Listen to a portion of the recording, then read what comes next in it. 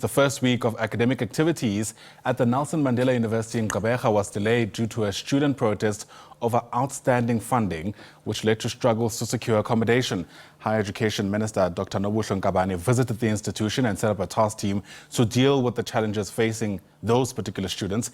SABC News reporter Nandipha Plaatjie is at the institution and joins us now live from Gqeberha. One has to wonder how much work this task team has been able to do so far, Nandipha.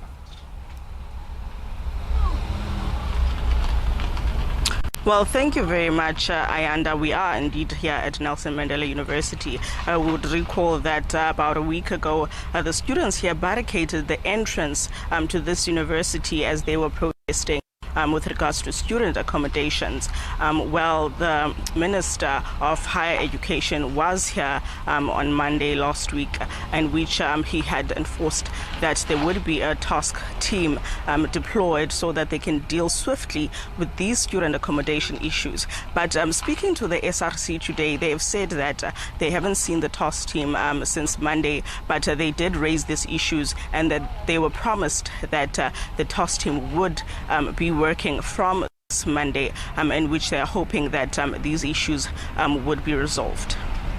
And what's your sense about how much work can actually be done today in the wake of these issues in the backdrop, Nandipha? We know the academic year is well underway. Are you hearing any plans of more protests from these students?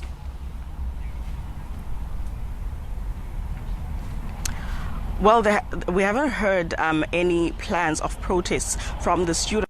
Also, to the SRC, say that they have tried to ensure that there are no students that have no accommodation at all. They're trying to avoid students that are taken advantage of, or students that end up being outside on the streets with their suitcases. So the SRC says that what they did on their side, they spoke to the accommodation owners, the private accommodation owners, also NSFAS accredited accommodation owners, and tried to assure them that this issue, NSFAS is working on it, as they did also speak to NSFAS.